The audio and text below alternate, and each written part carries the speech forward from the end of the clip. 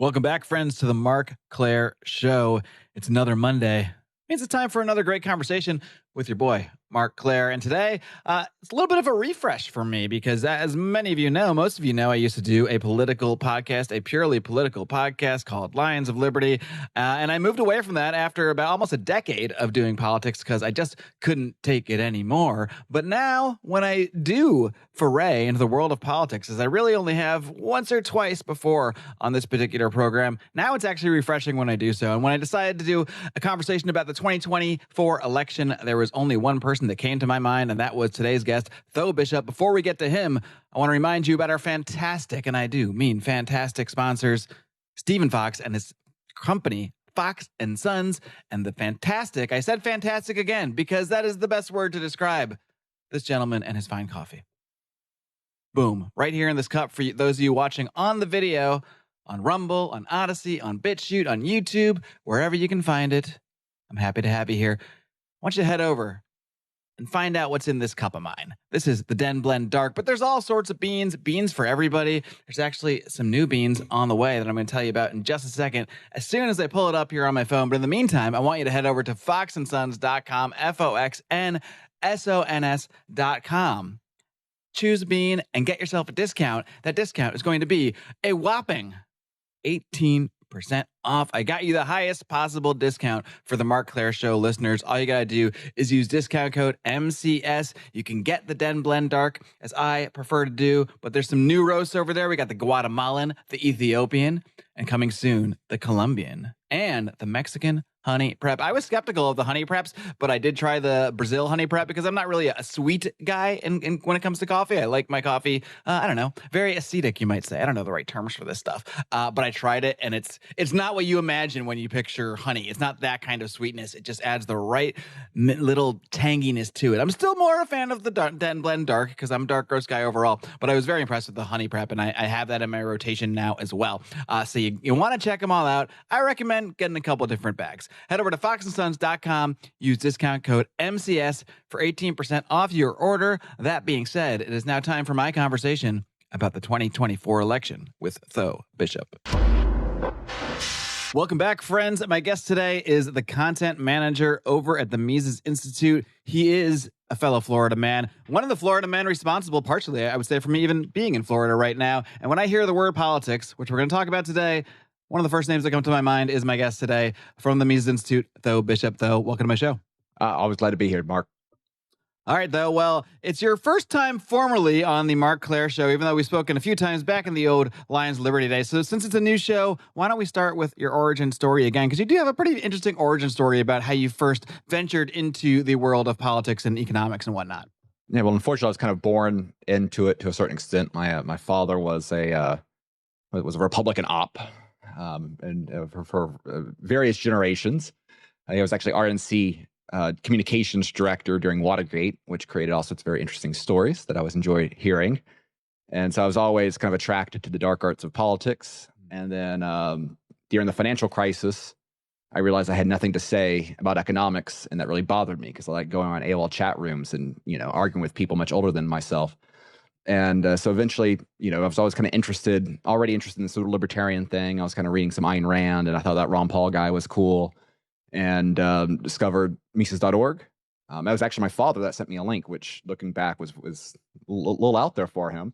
But started reading Austrian economics. I'd already been reading some Krugman. I'd been reading some Milton Friedman, but these Austrians seemed to really click with me. And so, a lot of my economic upbringing, I was consuming Mises.org content. I was doing oil spill cleanup. I was working at a coffee shop, various jobs like that. And then I got the opportunity to work up in D.C. for a congressman named Spencer Backus, who became head of the Financial Services Committee after the Tea Party Revolution in 2010. So I got to be kind of an Austrian mole on that. And, we went to, would debate my colleagues at, having drinks next door after work about the gold standard and these crazy libertarian things. And from that, I was eventually able to get an opportunity to work for the Mises Institute itself, which has been a tremendous honor. Congrats. And I've been here for 8 or so years now, which is time just flying by. However many we can't bring here, we'll just create. And we just had our Mises University program, which is always the best week of the year. I haven't been up to Auburn so much this year, Got a new little one here, so creating more Florida people with my wife, and so we're doing great. Exactly. And best of all, she doesn't have to worry about a house. So like the affordability issue she doesn't worry about that for a while.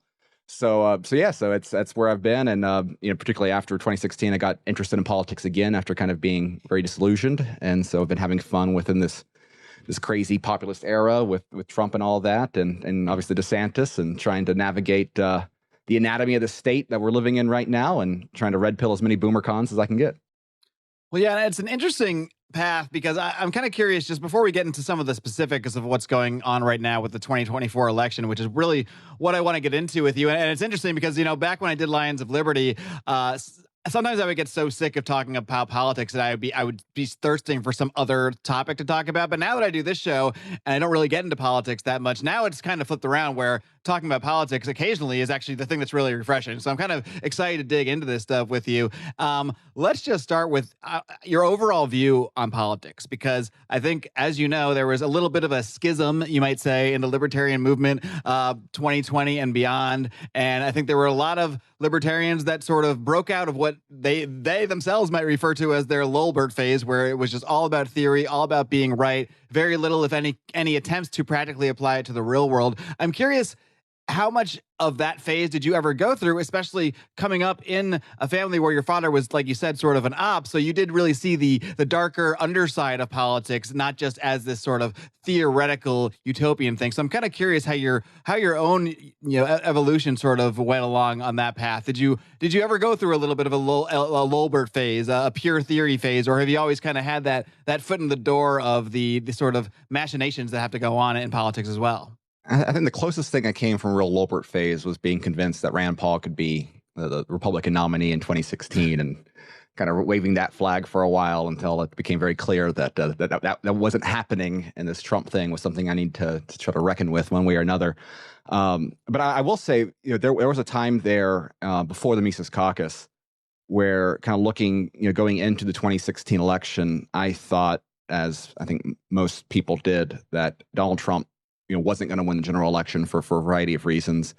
And I was convinced that the response to that would have been sort of Republican purge of MAGA, which everyone was just kind of, you had all these people in DC just kind of waiting their times, like, oh, just don't worry, Trump's going to fail. And then all of a sudden we can kind of take back our party, and we'll cast out, all these crazy people, all these, your average Washington Republican viewed the Trump base the same way that Hillary Clinton did, right? These are deplorables, these are yokels, these were the uneducated, these were embarrassments, basically, to the proper way they see themselves. And I thought that could create a very interesting opportunity for a third party. They had this grand. He's like, oh well, imagine if you got like a Tom Woods to be the banner carrier for the LP, who has this background with speaking to Tea Party groups and speaking to Catholic groups, and speaking to people that are serious about states' rights, and maybe that's something there that could be created with this populist backlash that captured the GOP in 2016, and of course, and then Trump won, so all those plans kind of went out the window.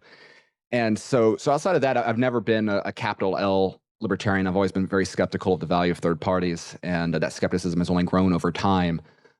Particularly when you see some of the rhetoric out there, obviously not the majority of the Republican Party, particularly at the national level. The national level is still largely a bunch of clown show, mediocre individuals that they're just concerned about bringing home the bacon to whatever special interest group to help get them elected in the congressional seat. But now that you see people like Matt Gaetz, who are as comfortable talking about MK Ultra as they are dealing with constituency services within the right, that to me just kind of has been a reinforcement of what I've seen in my own day-to-day life, dealing with a lot of kind of Republicans, my neighbors, right? People outside of Twitter, seeing how awakened they've become to the rot of the entire institution, and being convinced that that's an instrument there worth pursuing. And I think the way that we've seen the LP right now, I mean, I have no idea what the state of their very important presidential primary is right now, or any sort of some of the goals that I know some very good, well-intentioned people did. Have a lot of respect for the intentions and the knowledge that a lot of people that became very active in the LP in the last few years have. But I think I haven't seen anything to change my mind that the opportunity right now is to try to create a broad coalition against the regime as it stands, rather than any of these sort of third partyism or even really these ideological movements as a political vehicle. I think ideologues should be trying to capture political energy rather than trying to create some sort of ideologically pure liberty movement or anything like that.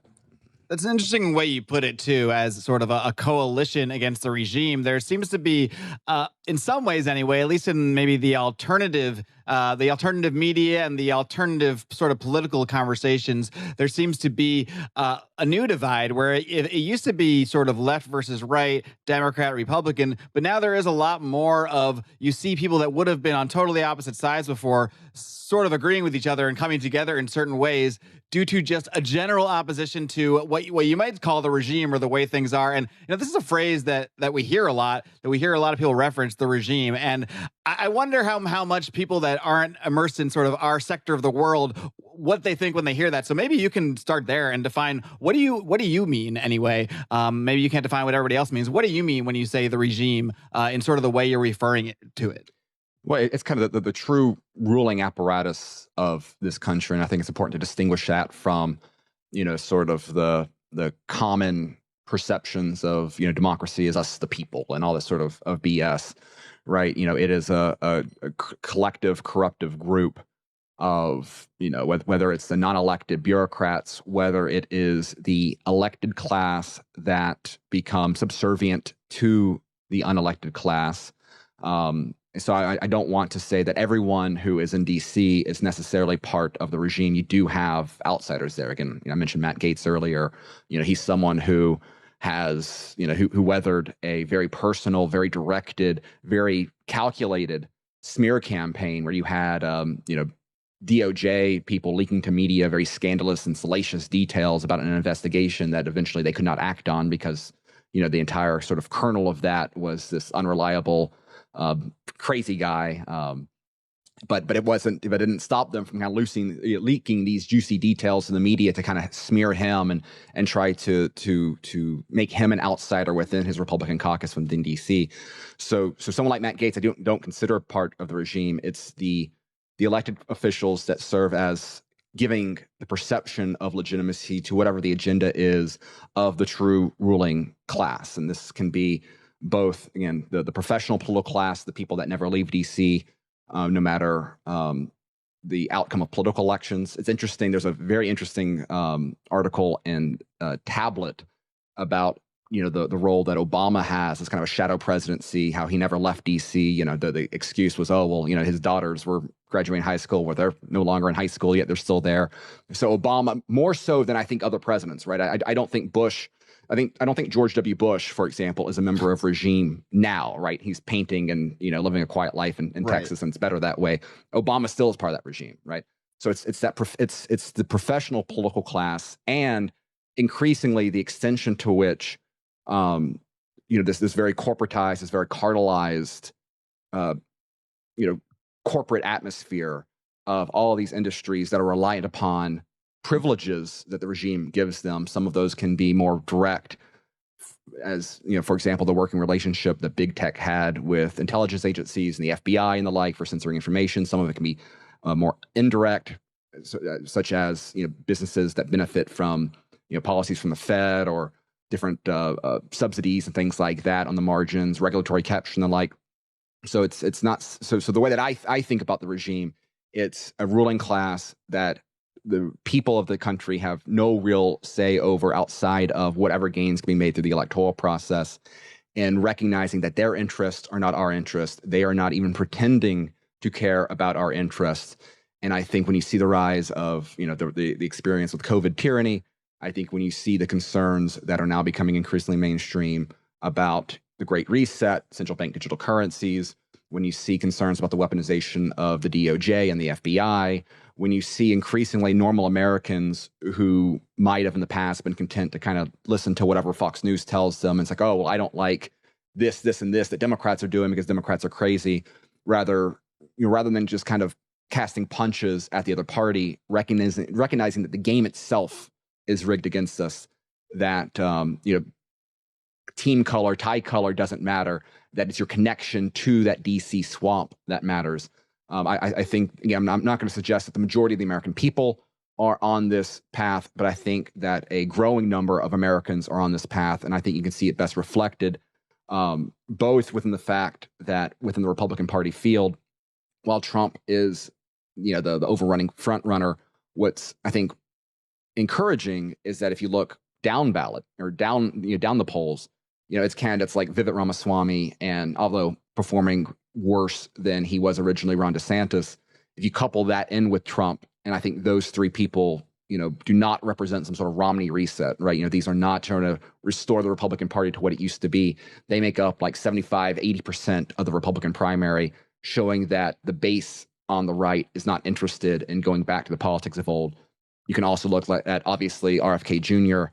and the energy that his campaign has. Again, I'm not predicting, any sort of major threat to Biden within the Democratic primary, but when you have him on Joe Rogan, when you have average people saying, yeah, Big Pharma has captured these regulatory agencies, and I'm concerned about what that means for my family, or I'm concerned about the incentives of, everything ranging from the intelligence agencies to, food production.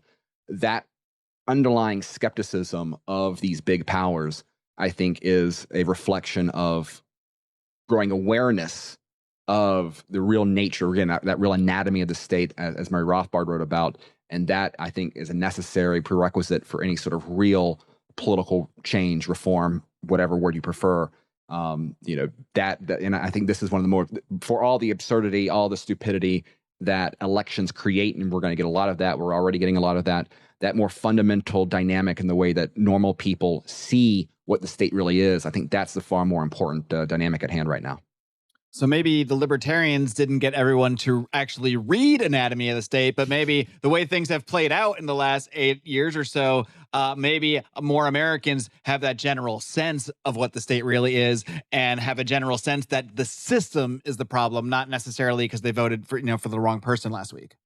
Well, I think a great example of that, and one of the little nuggets I have that's kind of sat with me was an observation that Richard Hania made a few months ago, where he was explaining why he thought DeSantis had no chance in the primary. In my opinion, then was a little bit different than it is now. And his underlying argument was basically, kind of recognizing the unique role that Trump plays with the people that like him.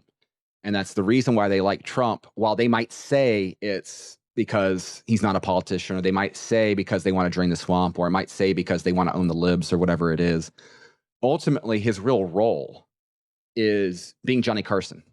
He makes people laugh. Mm-hmm. He makes people, kind of escape whatever the hardships are that they are experiencing, and in large part because of the policies of the regime. What really draws people to Trump is his sense of humor, his charisma, the showmanship.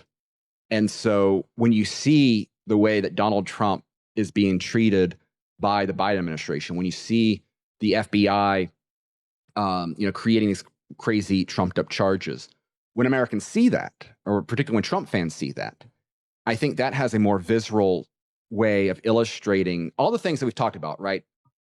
A prosecutorial misconduct, the way that the FBI can invent a crime if they really want to get you, all of these issues with the justice system that libertarians can articulate and are very educated in and can write books on. Seeing it actually play out to the number one celebrity of red state America hits differently.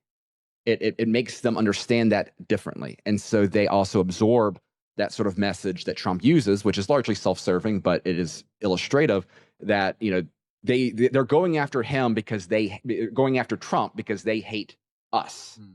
And I think that emotional connection there, that visceral experience that, again, a lot of people who grew up, having, schoolhouse rock style sort of views on the way that government works, right? They convince that, the Constitution and voting saves us.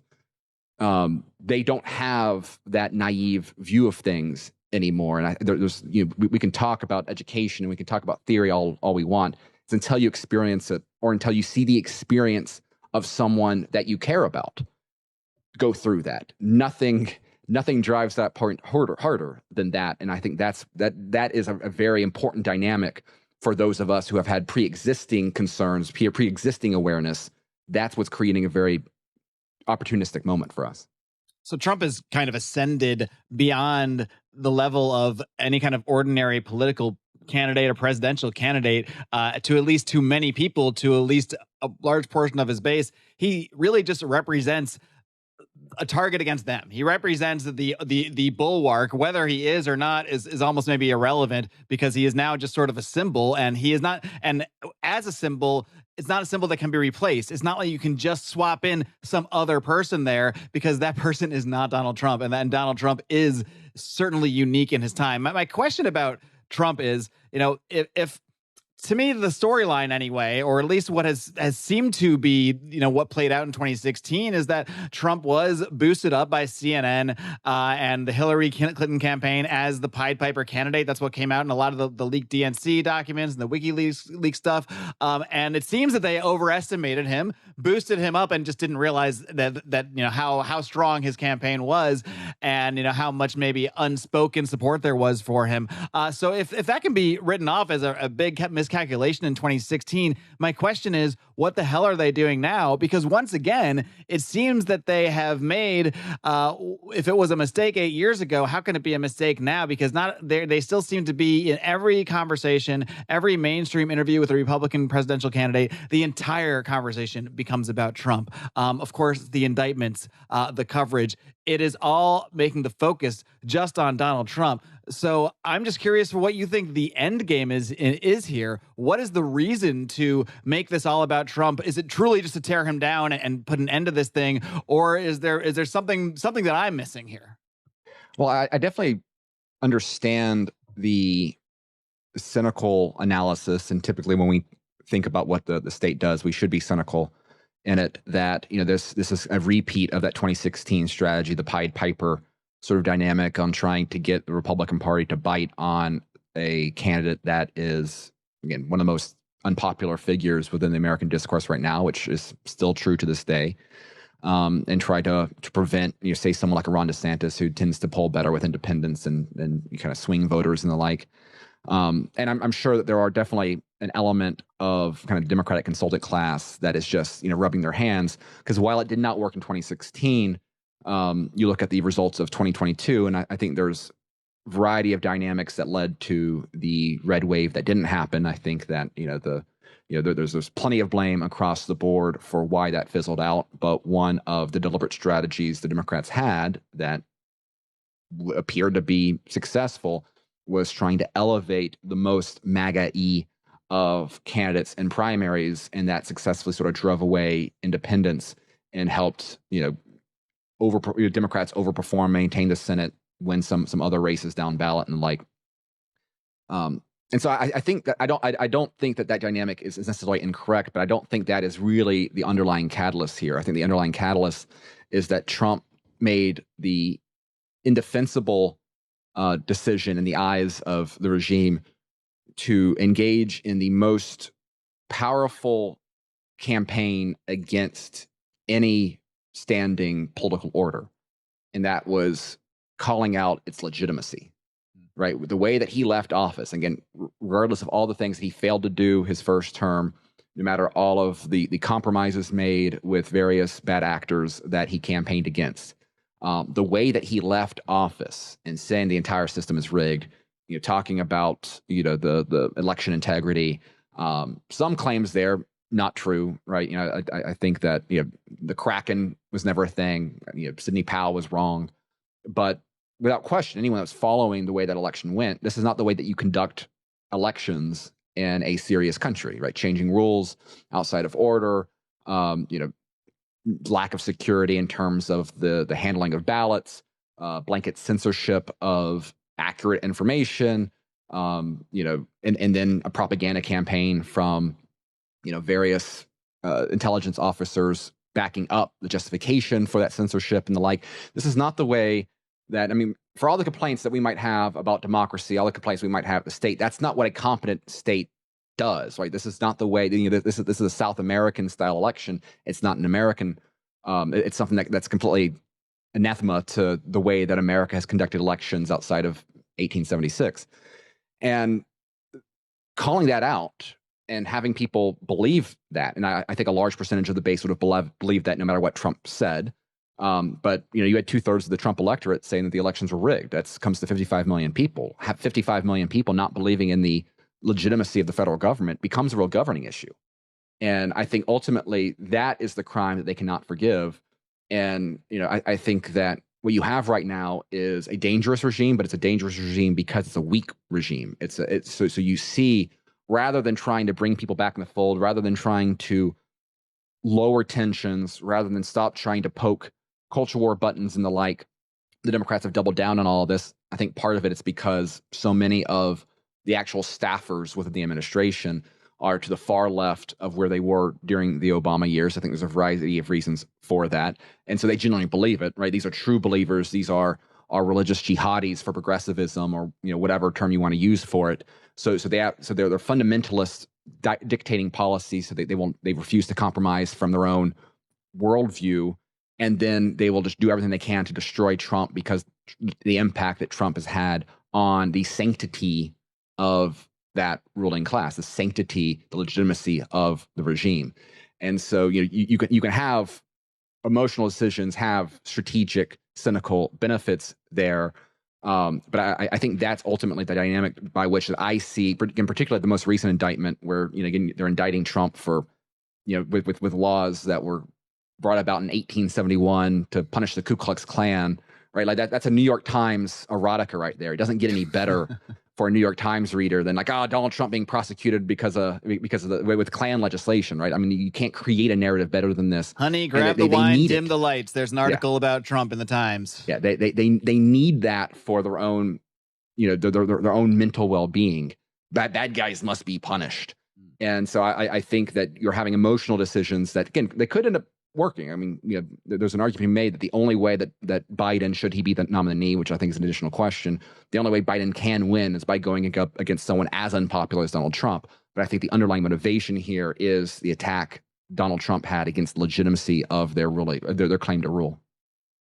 So maybe perhaps it was Pied Piper 8 years ago. It was, this Joker, he's not going to really go anywhere. If we just boost him up, we're all good. But now perhaps it truly is vengeance, and it truly is. This kind of reminds me of a conversation I had back on Lions of Liberty with academic agent Nima on his book, Popular Delusion. And I'm summing up his words, but essentially, when a regime is threatened truly, there's really only a couple ways it can act, and it can choose to sort of act in the persuasive way, the propagandist way, and just try to win back the people that were going against the regime, or it goes the opposite direction and just lashes out and just sort of just uses blunt force, which seems to be a lot more of what it's doing with Trump and whatever section of that population that is, I guess you might say, skeptical of the legitimacy of the regime at this point. All right, we'll hop over to the Democrat side in a minute, because there's a lot to talk about there as well. But I'm just curious how you see this playing out, because there's really only two scenarios I can see, well, at least when it comes to the Republican primary.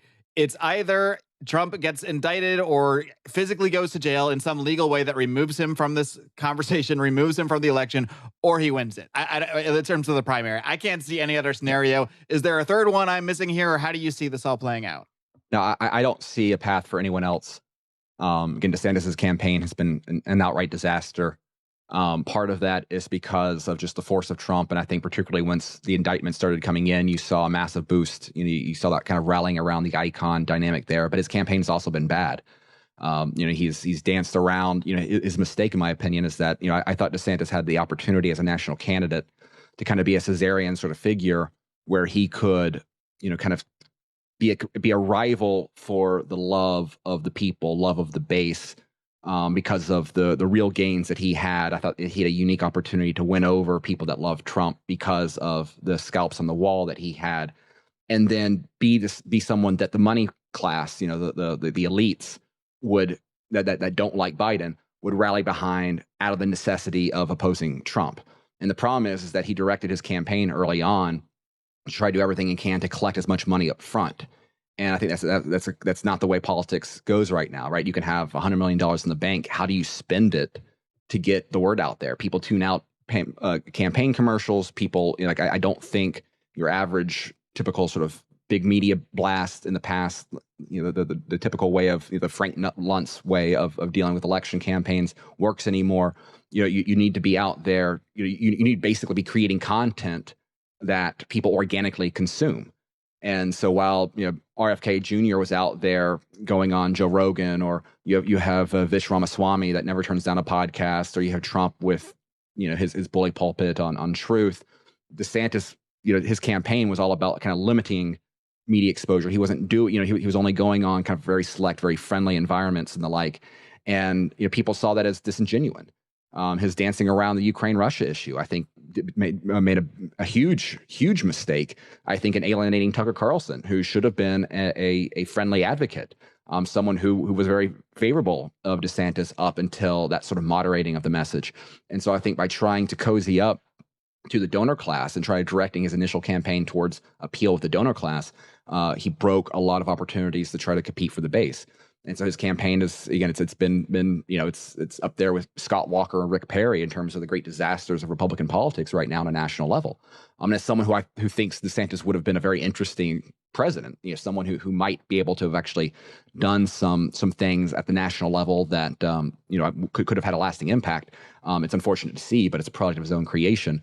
But again, I don't see any other path out there for a Vivek, or certainly not again, thankfully for a Nikki Haley or Chris Christie or Tim Scott, someone that would represent, in my opinion, a reversal back to kind of pre-2016 norms. So I think it's Trump or bust. I think even if even if they sped up the justice process and he ended up actually in jail, and I think that should these things not be waved away as the result of an electoral victory by Trump or Republicans, however you want to put it, where this can all kind of be pardoned away, I think Trump will be convicted. Right, the opportunity to cherry pick the jurisdictions with which you'd go in trial. You put Trump on trial in D.C., he's going to be convicted for anything you put in front of them because D.C. hates Trump. It's a 95-5 voting demographic there. We do not have any sort of civil liberties for political prejudice. I think he will be the candidate. I think he could be the candidate even behind bars in that regard, which would be very interesting. That was going to be my question. Is it possible that both happen? Can he win the primary and be in jail? Like, I don't really know the laws around that. Can you be convicted of something and still be running a political campaign? Right. You have all sorts of candidates historically. I mean, they're usually gadfly minor candidates at the presidential level, but there's plenty of politicians in Louisiana and other parts of the state that have won office and re-election from behind a jail cell. Maybe he goes from tweets to charges. Truth Social to now it's like jailhouse notes he keeps sending out. Yeah, he be communicating with the public for the same way that Ross Ulbricht does. Complaining about the breakfast that morning, or and which again I think would be a very interesting, I would sign up for that. I mean, I don't think Trump would like that, but I think that'd be a very interesting dynamic to actually see someone behind bars, a genuine enemy of the state, running for office. And I think ultimately for Trump to have any chance, because of his unpopularity, we know what the campaign's the entire strategy is going to be. It's the same strategy they ran in 2020. It's the same strategy they ran in 2022. It's the same way that they ran in 2018, which was successful for Democrats. In most cases, all three terms, Republicans did win congressional seats down ballot, which kind of goes to the uniqueness and the curiosity of the 2020 election, making it a referendum on Trump himself. And again, Trump is an unpopular figure. I don't think Trump's approval ratings are going to massively change with independent voters and people that don't like him. And so if the election is a referendum on Trump, I don't know how Trump wins that. If the referendum is on the system, if it's on the government, if it's on the regime, then I think that creates a very different dynamic. And that's where I find people like RFK Jr.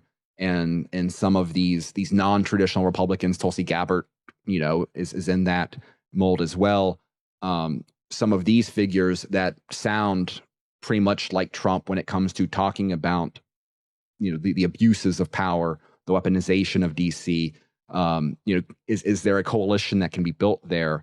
And I would love to see, for entertainment standpoint, and also from this us versus the regime dynamic, I would love to see Trump with a RF Kennedy Jr. as the VP, a Tulsi Gabbard on the VP. I don't care what their bad views are on guns or the environment or all these other issues. Ultimately, The narrative has to be about the system itself being rigged. And I have a feeling you're not going to get Tim Scott or Nikki Haley being a very effective figurehead for that dynamic. Do you think were Trump to win the primary again, do you think, and whatever, somehow be able to continue and through the indictments and everything, do you think he would learn from what many would say the mistake of, he won the election, so how much of a mistake can you call it? But the mistake of bringing in Mike Pence as his VP, do you think he would actually do something? If you were talking about anybody besides Trump, I would say there's no way. But because it's Trump, who knows? Do you think he's crazy enough to do something that over the top and that like bring in a Tulsi Gabbard, bring in an RFK? Or are we really just sort of fanficking here? I don't think it's unrealistic. I mean, I think that there'd be a lot of pressure against it. I think the RNC would hate it. I think a lot of the consultants that are leading the campaign would not like it, but Trump is still someone who talks to people like Steve Bannon, talks to people like Roger Stone. These are people that have a far better sense of the pulse of American trends than most of the consultants, the professional class that Trump has around him. And, ultimately, if the goal is, well, how can we broaden the appeal? The calculation that, the answer to broadening the appeal is some sort of safe, boring, focus group tested VP, Trump isn't performing well with wine moms in the Georgia suburbs, so therefore we need to have, a friendly female face on the ticket. I don't think that's good strategy. Trump wants to elevate his numbers with black voters, so therefore Tim Scott, that's the perfect, token appointment there. I don't think that works. I think going for the extreme, and the beauty of it is that Trump is someone who cares first and foremost about aesthetics. The Kennedy name is as good a brand as you can have in politics. Historically, it appeals right to that sort of nostalgia aspect that's always been part of Trump's appeal, right? Make America great. People still have pride over the Kennedy era, whether they should or should not. I think that dynamic. And then of course you add the beautiful, element of, the QAnon mythos of, John F. Kennedy Jr. is going to rise from the dead and be Trump's white knight and, possibly replace Pence on the ticket. Everything that kind of went down that rabbit hole. What better replacement for JFK Jr. than RFK Jr., right? Yeah. JFK Jr. He has a Telegram channel. Yeah. Subscribe to his newsletter. That's a real thing. But anyway, a real thing. But anyway. But again, what better replacement than RFK Jr., right? So I think it's better than 0% odds. I'm not going to say that, I'm not putting money on it currently. But I think ultimately if Trump is serious, if Trump is serious about making the state pay, if he's serious about the revenge tour, if he's serious about winning, to me, I think it's a necessary move. I don't think Trump wins with a Nikki Haley ticket. I don't think Trump wins by playing it safe. I think he has to take a major shot like that. And he needs to, ultimately he needs to capture that Joe Rogan, that skeptical, the entire system is rigged sort of voter, many of which these are sort of people that found Trump amusing in 2016, but voted for Gary Johnson because they couldn't stand Trump. Ultimately at the end of the day, that's exactly the sort of person he needs to win over. And when you have Scott Horton out there saying I hate Trump, but the more the state the more the Department of Justice goes after him, like they could convince me to vote for him. That's a tip off right there. That's a sign.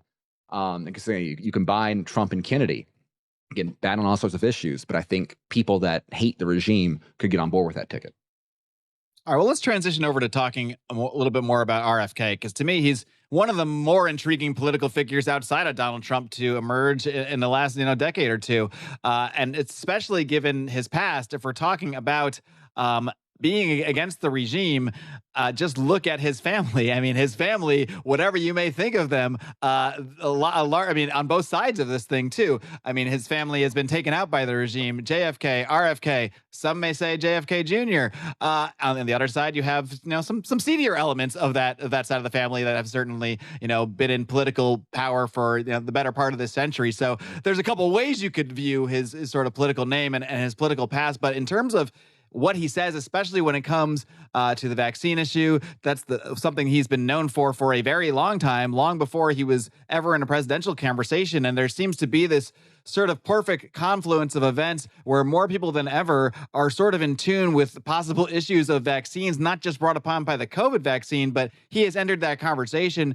at just the exact right time with just the exact right amount of credibility on the issue that I think a lot of people are really attaching themselves to him and his campaign for that reason, because it is an issue that is hitting home in ways like never before. On the other hand, just to bring Trump back in for a second, one thing I do find interesting about the Trump campaign is he does not at all back away or shy away from bragging about Operation Warp Speed, from bragging about getting the vaccine out there as fast as possible, which seems like a crazy thing to me to still be bragging about. I'm really confounded by the whole issue and how that sort of warps into the conversation, especially given Trump having to I've even seen him when he's brought up the vaccine or brought up Warp Speed, he'll even get booze from his own people in those moments at rallies.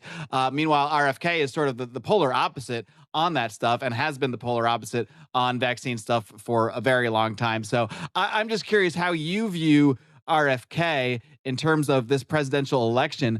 He's definitely the most interesting candidate, but does he have any chance to gain any traction? Is he just destined to be at best sort of the next Bernie Sanders in the Democratic Party? I think for the Democratic Party, he won't even rise to the level of Bernie Sanders, only because the Democratic Party is not even interested in having debates, that they're not interested in pretending that there is a challenge there. And it would be interesting to see how that changes should Biden be forced out, which I don't think is outside the realm of possibilities.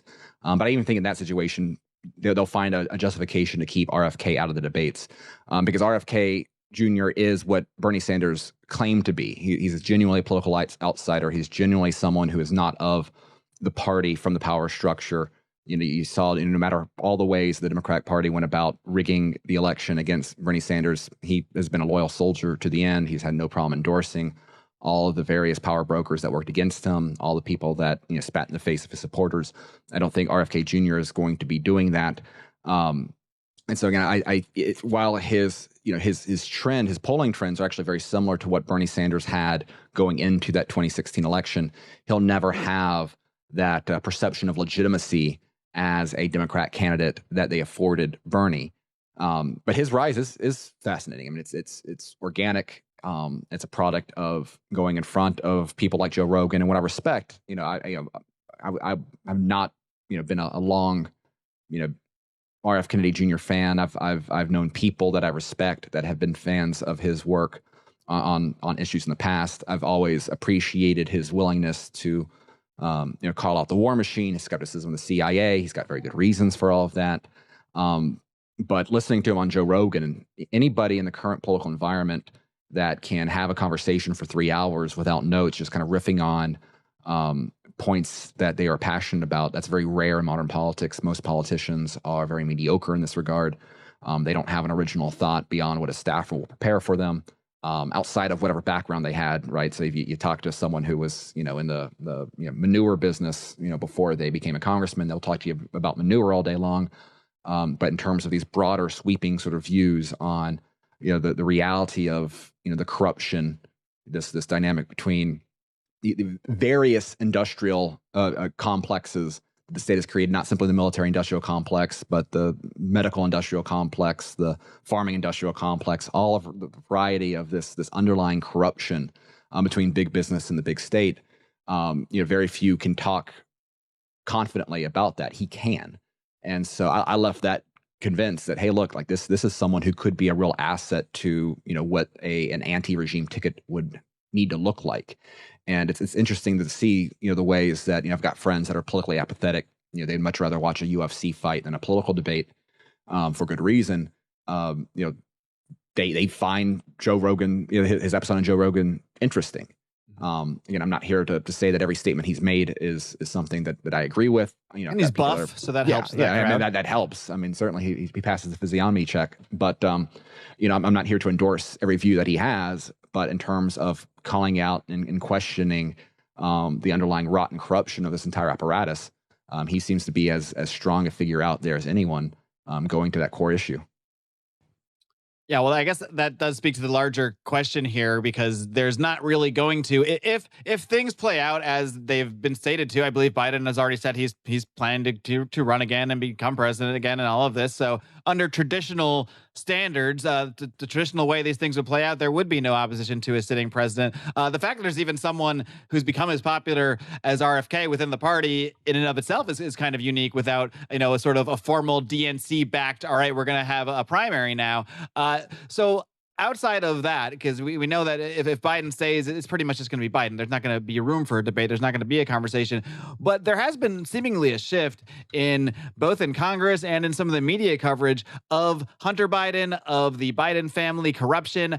Do you think there has been an internal pivot within whatever we may call the regime to move on from Joe Biden, in which case we might actually see some kind of battle for the Democratic nomination?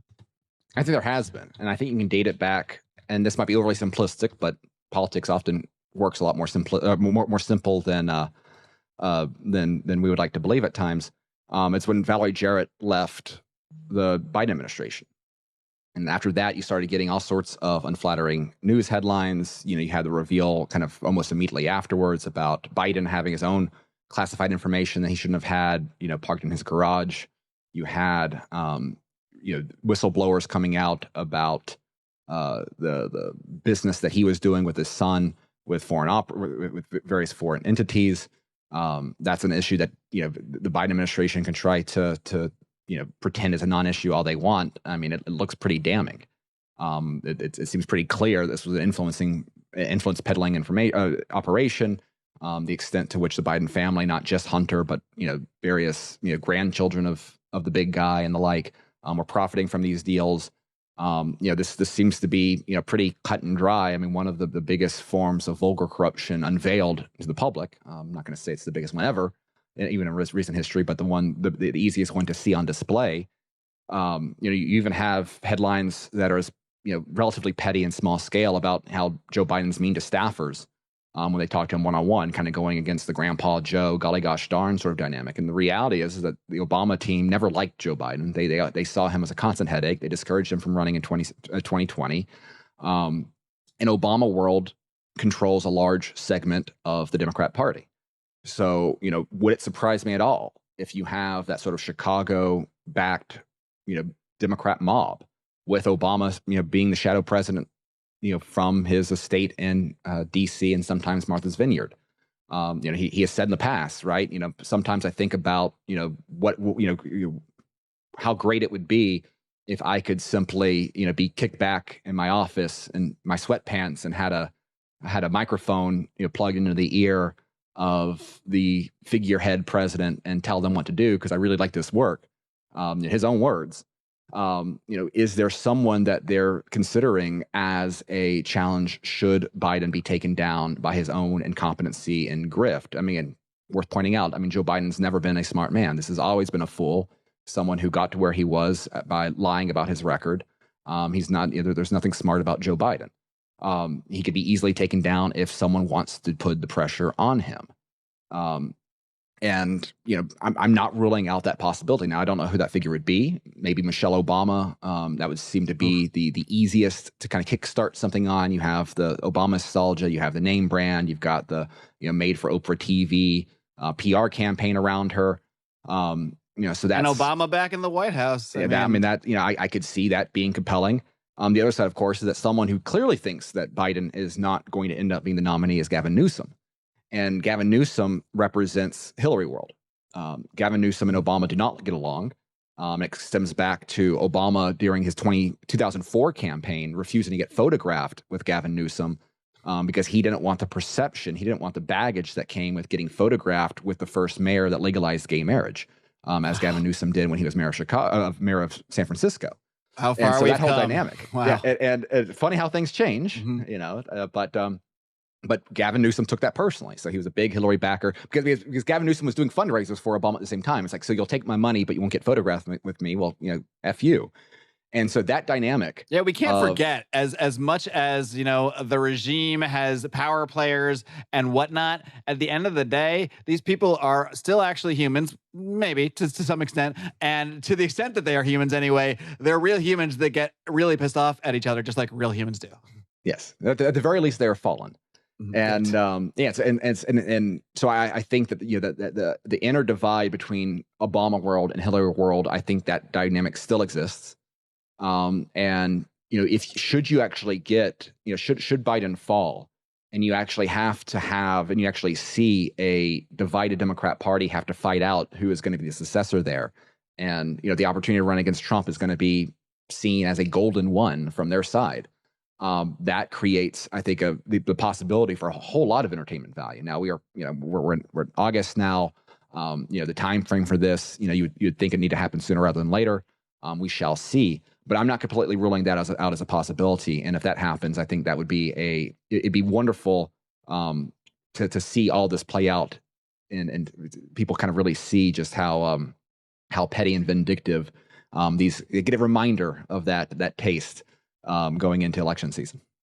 What would you see a potential Biden fall actually looking like? Would you see it as something where maybe the scandals and the pressure and the corruption, it all just gets too much that he just comes out and says, something generic like for the sake of my family or something, I've decided not to run for re-election? Or do you think he could actually be taken down? I mean, do you think that we could actually see what they try to do to Trump happen to Biden? Could Biden actually, get impeached? I don't think he'll be prosecuted or anything like that. The way that it typically works for politicians, right, is of a certain stature, is you're explained, if you don't do this, then we're going to take you down, and they take the easy route out, right? So I don't expect to see like the indictment of Joe Biden unless Trump comes in. He's actually serious this time about lock him up, right? Which I'll believe it when I see it. So I think short of a political vilification campaign, if the Republican Party retakes power, I don't think that's going to be on the table. I think, because the beauty of it is that, for all of these issues and weaknesses that Biden has, we also have to deal with the fact that, this is a man in clear mental decline, someone who is, one fall away from being completely taken out. And so I think being able to rely upon some combination of family concerns and health, that creates a very easy, clean way of getting out of the way. Again, there's plenty of people. I mean, again, when you have MSNBC pundits that even, talk at times about his decline, it makes all of this very easy. And so should that happen, should the scenario play out, I think that, it would be with that as a justification, and then come the wolves. Well, I'm curious then, let's just say if somehow what they're trying to do with Trump actually works, and even if they indict him, somehow it removes him from the conversation. Who do you see? Do you think that changes this entire campaign in regards to someone like a DeSantis, who maybe in any other time would have been one of the front runners, but Trump has just sucked the air out of the whole thing? So how do you think it changes the dynamic on that side if at some point Trump actually does get removed from this conversation? Should Trump somehow be removed from the equation tomorrow, I think you would see DeSantis surge. I talking to, again, average Republican voters that I know personally, most of them are still DeSantis people. They prefer Trump because they have a sense of loyalty from Trump. They thought he was a great president for 4 years. It's kind of basically the question of like, well, why wouldn't I go with someone who I know is going to deliver? They're very happy with the way DeSantis has been as governor. Some of them don't want to lose him as governor. And I think we both might be in that category. Yeah, I mean, so why would I why would I open up that can of worms when I could just have Trump? And again, most of them would wanted DeSantis to wait until 2028, would vote for DeSantis in 2028 if he was a candidate. And so I think that if you're on Twitter, all you see is this ridiculous bickering between loud Trump people and loud DeSantis people that just try to tear each other down. I don't think Twitter is not real life, or X or whatever it is right now is not real life. I think the majority of Republican voters that are Trump people would have DeSantis as their number 2 candidate. I could perhaps see a pathway for Vivek to be interesting in that perspective. I've been very impressed with the extent to which his message has resonated with a certain type of person. Thankfully, I don't think even with Trump off the field, off the board, I don't think that creates an opening for a reset. I don't think it's going to, Tim Scott and Nikki Haley, they would probably poll better than they are right now, but I don't think that they would be particularly viable. I don't think either of them would win even South Carolina in that dynamic. And so I think that I would feel comfortable betting on DeSantis should he show the remnant of a credible campaign at that point. He certainly his campaign could figure out ways to undermine that. But I think with Trump out of the way, I think DeSantis would be strong in that perspective. But again, I'm not unless he is has a health event or something like that. I don't expect anything legally or anything else to take him off the equation. Do you think that's the only real reason we even see a Ron DeSantis running right now, or a Vivek, or any of these guys? I mean, I got to think that these guys can't actually look at the situation and think they can actually beat Trump in terms of the actual votes in an actual primary. So I have to think the only motivation for them well, other than the fact that people run for president all the time to sell books or whatever else it might be, but the only political motivation in the short term, I would think, would be if he does really get taken out by whatever it may be, legal troubles or what have you, that then one of them would be someone that vote has to go somewhere. I think DeSantis entered the race thinking that he could beat Trump. And ultimately, I think DeSantis really didn't have a choice after the midterms in 2022 for two reasons. One is, again, Trump candidates did very poorly. There was a desire for an alternative from a pragmatic point of view. And if you saw Trump was vulnerable, which again, I think that was a reason that was not an outlandish calculation at the time. Why not you be the guy? I think there is always a concern about waiting too long. We can talk about Chris Christie passing on 2012, where he would have been probably very strong in a primary, which, probably thankfully he passed on that. But, that was a lesson that a lot of people took in. And also when you had Trump, calling him out before the midterms, right? Knocking him as desanctimonious before, he was even reelected, that added a whole different personal dynamic. And, I don't think DeSantis is someone who takes slights lightly. It takes a certain amount of ego to be a king, and that's the way that DeSantis has been in Florida. So I think Trump created a situation where DeSantis couldn't not run at that point, and I think DeSantis entered that race thinking he could win. In terms of Vivek, I think a lot of the other candidates are using it for their own motivations. I think Vivek's trying to build up a profile. I think he's trying to be a potential VP candidate, or at the very least a cabinet position member.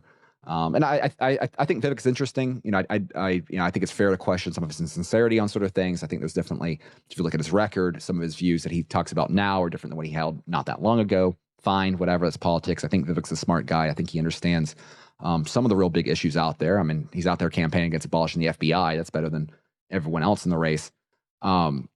But I think he's doing it purely just to boost his name recognition nationally, and is succeeding. I think Nikki Haley, what else are you going to do? This is her only path to relevance. I could expect her running for Lindsey Graham's Senate seat whenever he decides to call it in. And, what are you going to do in the meantime?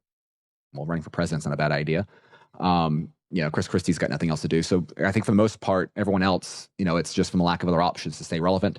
I think those two had very concrete sort of reasons. And now at this point, I mean, for one, it'd be embarrassing to kind of close up shop right now. I think DeSantis thinks that he can win Iowa, and then if he wins Iowa, how does that play out afterwards? I mean, it didn't work for Ted Cruz, but who knows? I'm sure that there are people within DeSantis camp that still have them convinced that there's a path of victory there. I don't see it, but I'm not being paid to see it. Right.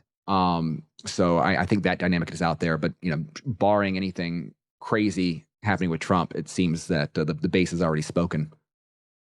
All right, though. Well, one more question for you, and then we're going to hop into the smoke-filled room. Get a little weird, all right?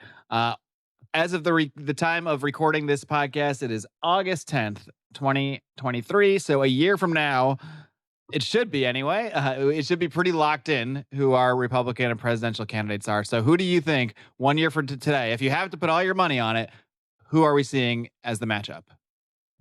Well, if I was getting even odds across the board, I'd go with the boring pick of Trump and Biden. If I got a little, a little extra juice on it, I think Trump Obama is a lot more realistic than a lot of people think. And so to keep it interesting, I'm going to say it's Trump Obama in 2024, which would be very interesting in its own right. I'm just looking forward to Trump referring to his opponent as Big Mike. Either on Truth or the debate, preferably the debate. That's what I want. That's the moment I want. For that reason alone, I fully support this prediction and hope that it comes to fruition.